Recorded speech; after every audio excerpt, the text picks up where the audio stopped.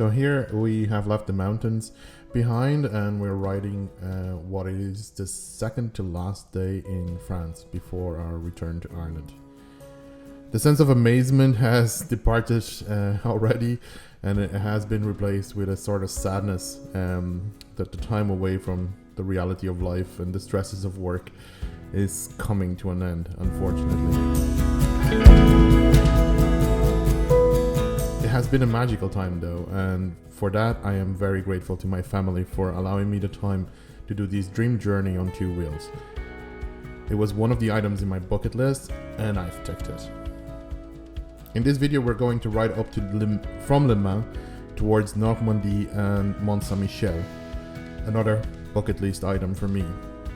I hope you enjoy the back roads of central France, although not as scenic as the Alps. They did make from some great riding, and a little bit of a scare too that I'll tell you about later in the video. Enjoy the video and I'll see you soon.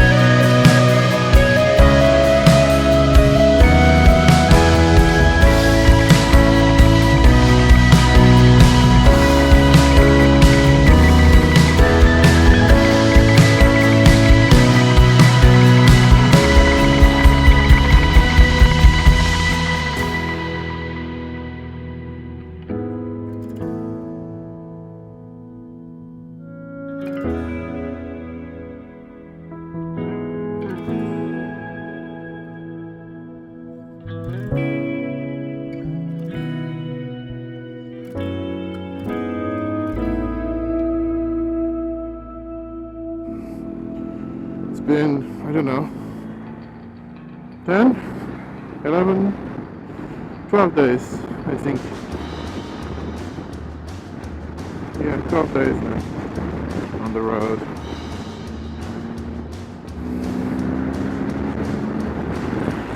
I nearly crashed earlier today. I'd like to say it was my skills that saved this, but no, it was this bike. Ooh. Coming up to a bend like this, but the road surface was all kind of the same. At the distance I could see a little bit, it looked like a little bit of gravel, but it was all even. And but I wasn't sure.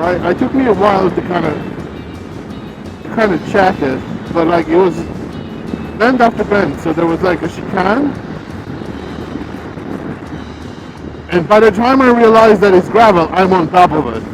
So, and there's a bend, and it wasn't gravel, it was a lot of gravel everywhere. There wasn't a single path on the road where you'd have no gravel. So I grabbed the front brake, but I don't grab it like straight down. I was doing like 80 on the road because the road surface was good. was decent, like better than decent. And I grabbed the brake progressively, but even as I grab it progressively, the bike is already going like twitching on the gravel. I feel the ABS come through. I grabbed back brake, ABS there. And in fairness, I had to do the bend. There was a bend. So I couldn't do it on my side of the road. Thankfully there was no traffic. So I went straight a little bit because I just couldn't lay the bike down. There was too much gravel. I would go it. I would drop it. So there was no traffic coming through and I had visibility, so I went straight. And I managed to stop it, mostly back brake, the little dabs of front brake.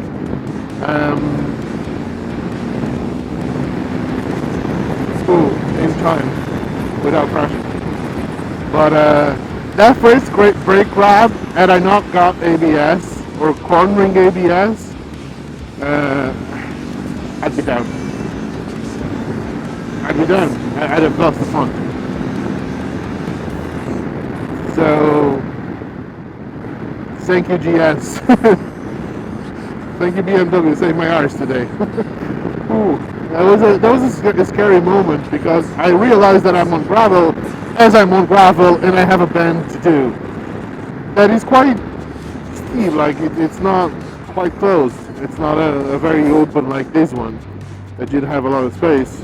It was a close bend on a narrow road. It was a little bit scary. Pooping my pants a little bit. So yeah, no warning. The French, a bit like the Irish, don't like to warn us about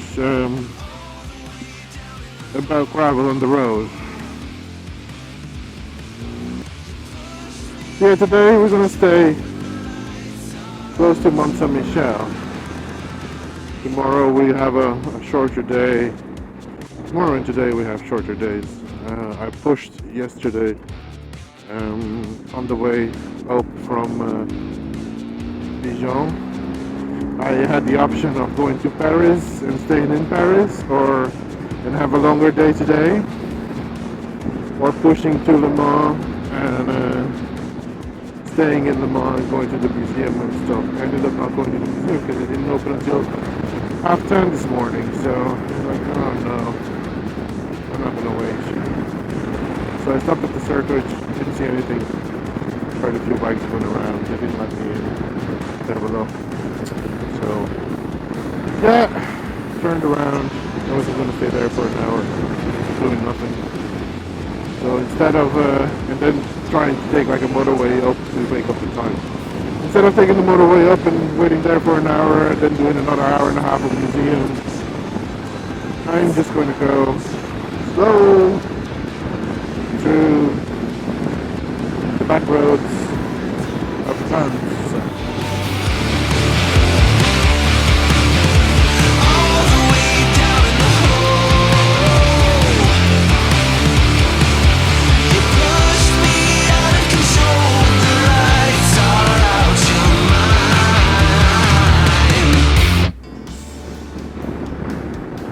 These little stone houses in these tiny little French villages, they're brilliant actually.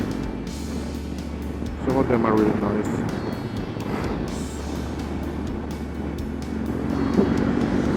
I'd say this area would not be very expensive. Sorry, I'm tired. I keep yawning when I'm talking.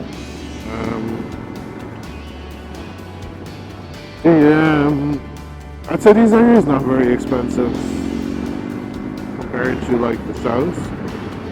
The south will be substantially more expensive.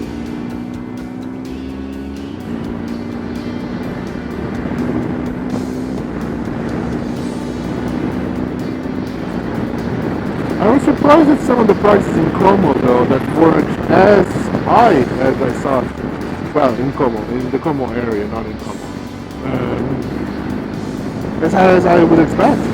as I thought they would be. Like, especially because if you fly to Milan, you'll be there in a couple of hours, and many expats could buy holiday homes there, like holiday apartments or something. It's such a lovely place to go for a holiday.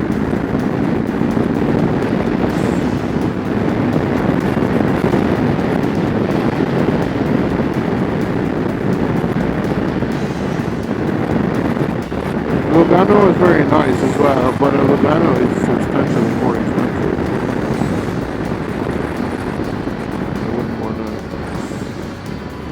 I wouldn't want to leave there. Well, I wouldn't want to live there. I wouldn't want to live there without a few million in the bank, let's put it that way, and being able to properly live there.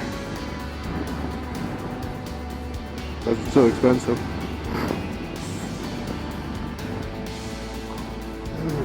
But the area where I stayed, I've gone again.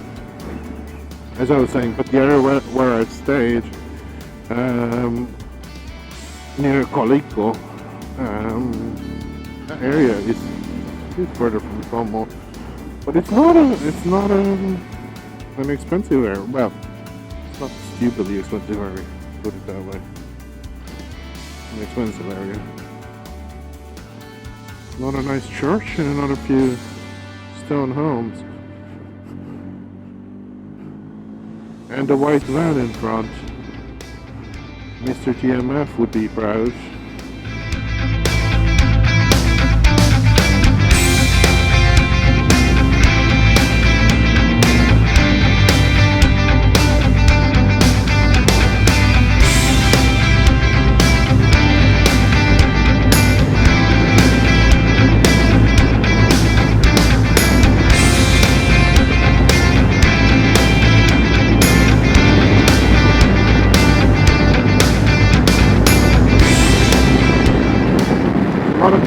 There's not a lot of fields here that are wasted, to be honest, which is good to see. The French farmers are actually farming properly.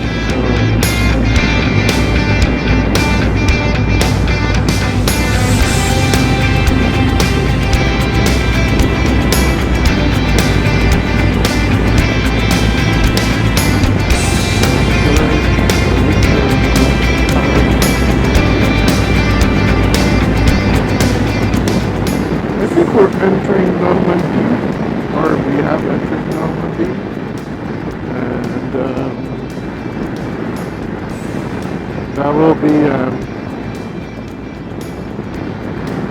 there will be some Viking influence here, some from the 6th century or something like that, 6th century. Alexo.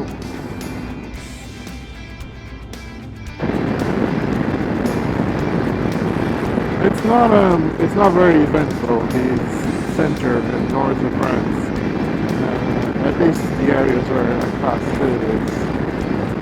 The villages look similar, and the fields are very much this.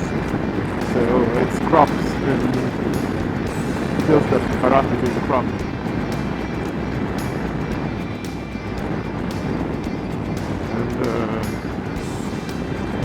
That is pretty much it. See me, stop. You.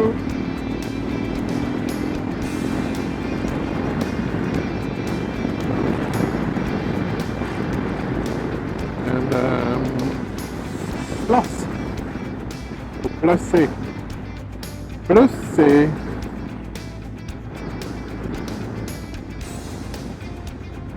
Nice little village again, some nice stone homes again.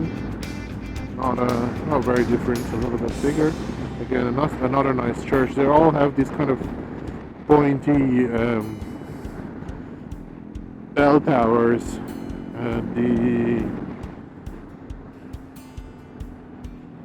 I think it's possibly an English influence from early they're different down in the south. They don't have the same architecture as they have up here, even though they're still Christian churches. So it might be a Normandy influence from the Norman tribes that inhabit this area, or it might be English influence.